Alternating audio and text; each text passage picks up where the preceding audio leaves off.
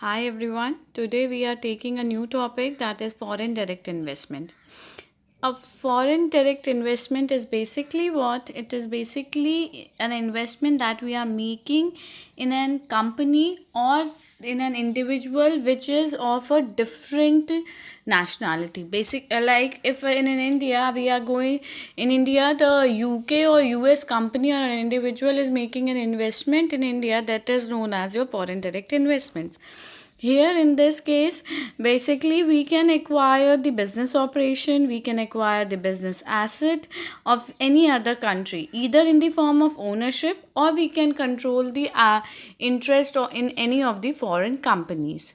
We can say that in foreign investment is of two type. One is the foreign direct investment that we will be discussing, and the second is your foreign portfolio investment. Under foreign portfolio investment, what we are doing, we are making the investment in the shares and the debentures of the company, and we are getting the voting rights under that.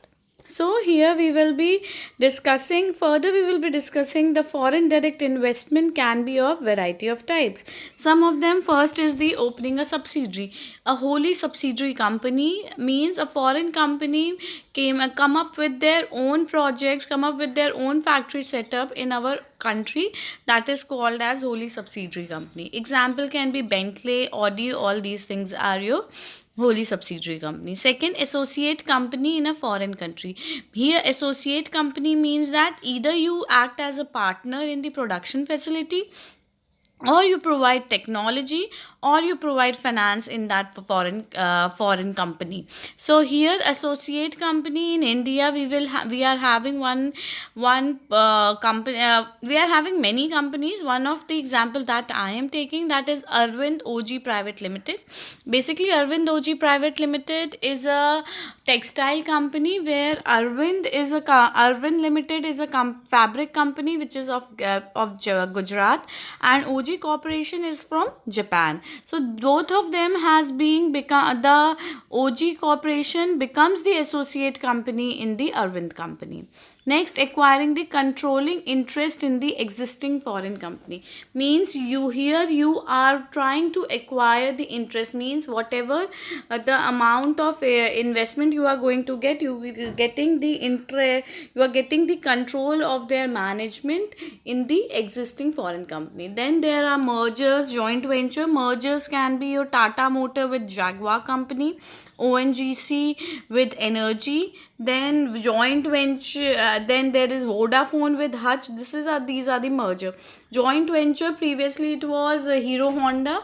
Hero Honda can be basically here previous now the Honda and Hero has been divided into separated, but previously they are the joint ventures in the they were the joint ventures. Now let's talk about the growth of FDI in India. Basically FDI is prospering in India because of the changes that has been taken place in the Indian economy. In the recent studies, that it has been seen that in service sector, around 639 billions Indian rupees of physical, in 2019 the investment has been. This is one of the highest share of amount that has been done till now. Then the secondly here the it's also includes the in services sectors like finance, banking, insurance, and like in R&D, testing, analysis, and outsourcing. In all these sectors, in and all, we are getting 639 million. So we can see that how FDI is helping to grow our service sector in the economy. Next, the secondly, they we have the $3 million in last year in the communication sector, which is the second most FDI sector where FDI equity flow came into being.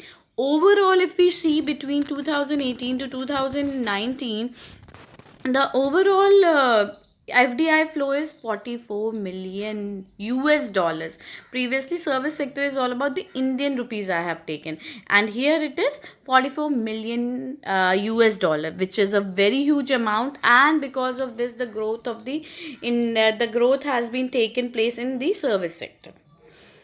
Now, the next thing, the reason why any country, any company is doing this FDI. The reason, access to the technology was somehow in India we don't have much technology over here. So what we are going to do it, we are going to take the opportunity. We can work with as an associate company, or we can merge with the other company so that we can get the technology out of it. So here in this case, basically technology pro country, we can invest there and we can get the investment to be done. So next is increase in the competition.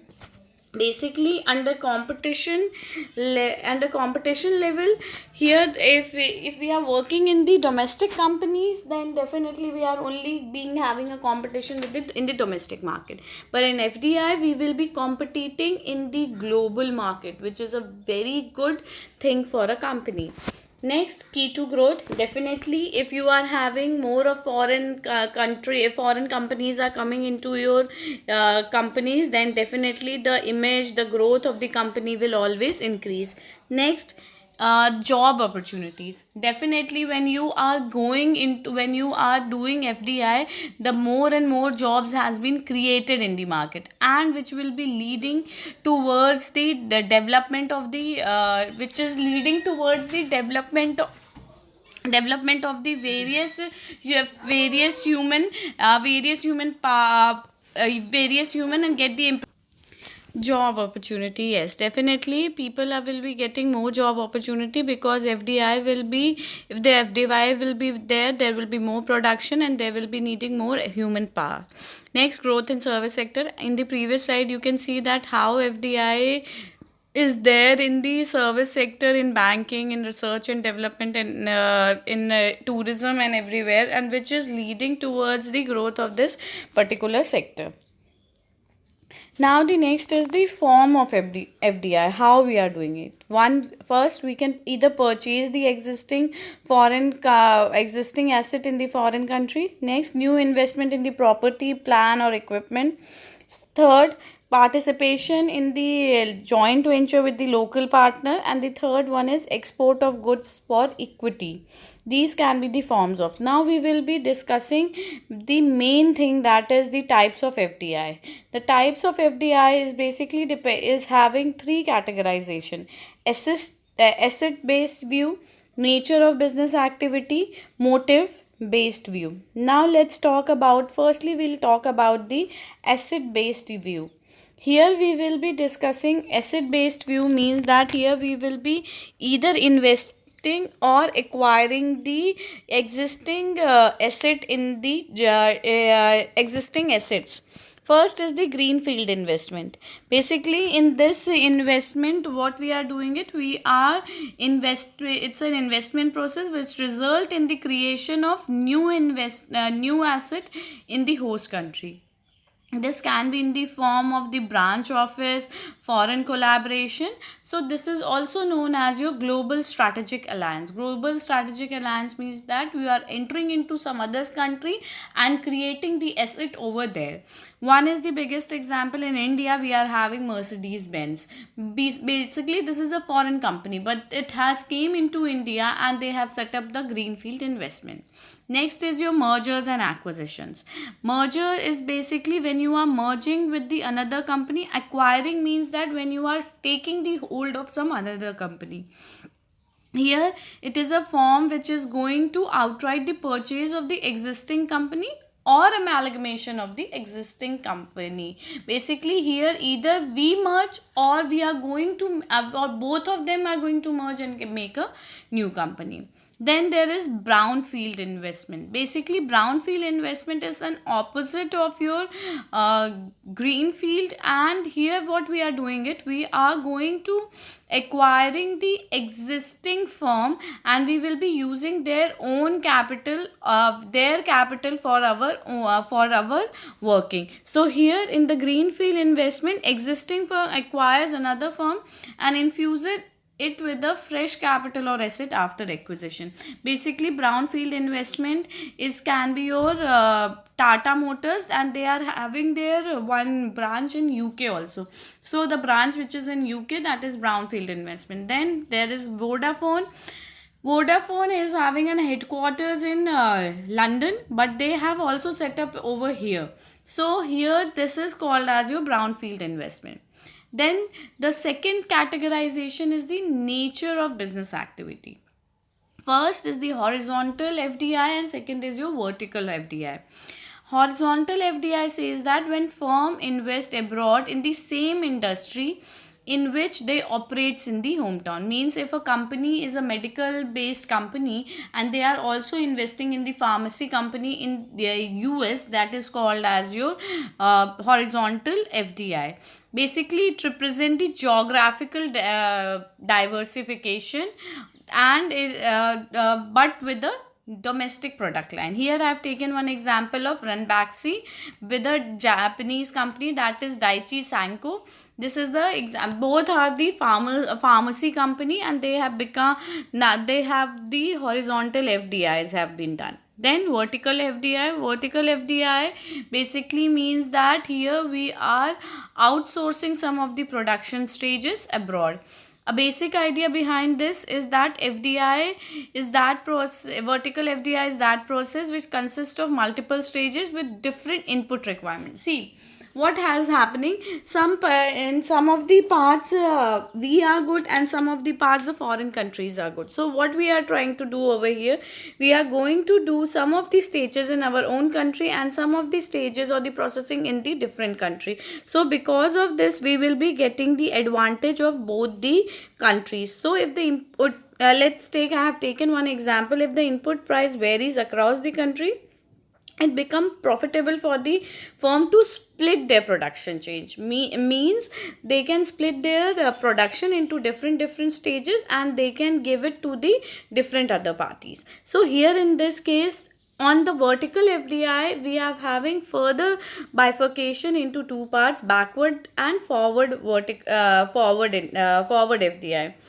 Here, backward FDI basically means that when multinational enterprises establish its own suppliers of inputs which delivers the input to the parent company, like what ONGC has done. ONGC has which has a business of petroleum refining in India and is purchased an oil field in South Africa. So basically or whosoever is providing them the raw material, now you are purchasing them so that they can provide you the raw material to the parent company. So the same case the ONGC has done.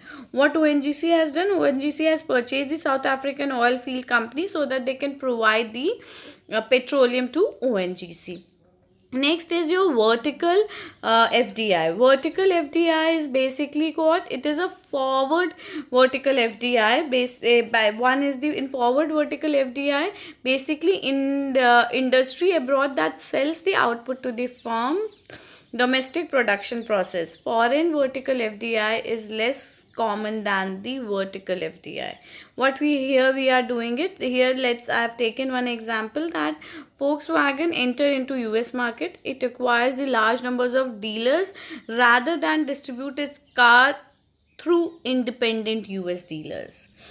Basically what they have done, they have acquired the number of they itself acquired the number of dealers, and for their dealers will work for the Volkswagen. But basically this is not happening because in this major commission and everything is very highly charged by the dealers. So that's why the vertical FDI is taken place less. Here forward integration is being done. Forward means that those who are helping you out in the selling. So basically what we can say that backward is basically we are integrating with the suppliers, and in forward the company will be integrating with the intermediaries like the retailers, the dealers and everyone. The next is the conglomerate FDI. Conglomerate, basically diversification is of two types, conglomerate and concentric. Conglomerate is basically, concentric is basically what, when you are choosing the same product line in the different countries also. But conglomerate is that when you are choosing the different product line. So here in FDI, if you are going with manufacturing the product which you are not manufacturing in the parent company, let's suppose that if you are producing FMCG products but now you are entering into the textile product, then this is known as conglomerate FDI. Basically this is being done so that you can overcome the barrier. Might be possible that in foreign countries you are getting different other companies who are good in different other sectors rather than in which you are dealing with. Now the motive based. First is resource seeking. Means if you want to acquire the resource for the lower cost, then you can do the FDI. Market seeking, when you attempt to secure the market share and the sales growth in the target foreign market, then that is called as your market seeking FDI. And last one is your efficiency seeking. Efficiency seeking means you are creating the new sources of for the firms so that the cost of production can go down. Basically efficiency is being measured, that how you are going to analyze, how you are going to make the production at the lower cost. So here when you are doing the FDI for the for lowering down the cost, then it is known as your efficiency. This much for this lecture. In the next lecture we will be seeing the advantages of the FDI for the host country and into the foreign country. Thank you very much, and if you like my PPTs, please subscribe so that you can get the updates of my PPTs. Thank you.